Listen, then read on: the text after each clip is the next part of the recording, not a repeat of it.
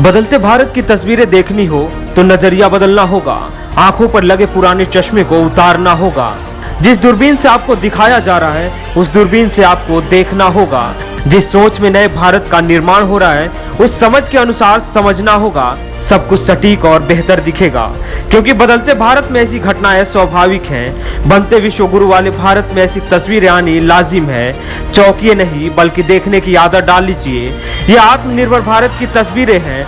Video में साफ साफ नजर आ रहा है कुछ लोग थाने में हुड़दंग मचा रहे हैं, हो हल्ला कर रहे हैं। आप यही सोच रहे होंगे कितने इंसाफ पसंद लोग हैं, किसी को इंसाफ दिलाने के लिए पुलिस से भिड़ गए हैं। तो जी नहीं, ऐसा नहीं है।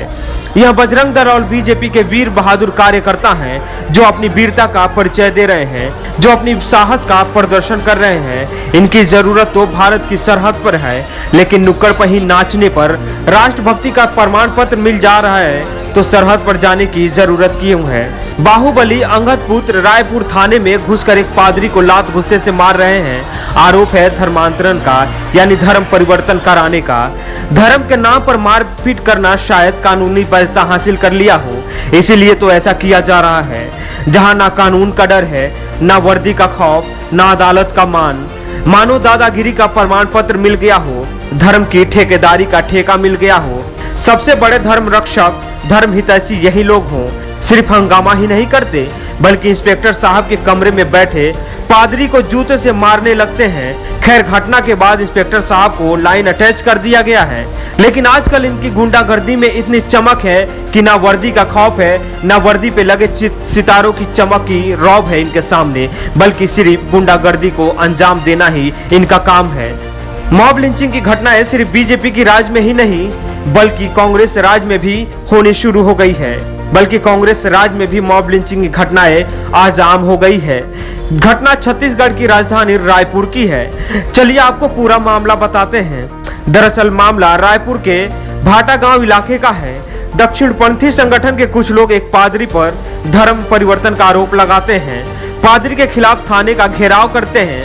बीजेपी नेताओं और दक्षिणपंथियों का आरोप है पादरी भाटा गांव में सभाएं कर धार्मिक ग्रंथ बांटे। वहीं ईसाई समुदाय के लोगों ने आरोप से इनकार किया है, लेकिन ईसाइयों को कौन समझाए नए भारत में ऐसा करना अपराध है। अपने धर्म का प्रचार करना जुर्म है, लेकिन संविधान तो यही कहता है अपने धर्म का प्रचार करना कानूनी तौर पर कोई अपराध नहीं है। लेकिन बीजेपी राज्य में ये सब अधिकार दूसरे धर्मों को नहीं है। पहले तो हिंदुत्व को खतरा सिर्फ इस्लाम धर्म से था, अब तो बात यहाँ तक पहुँच गई ईसाई धर्म से भी हिंदुत्व को खतरा होने लगा या हिंदू धर्म पर खतरा मंडराने लगा।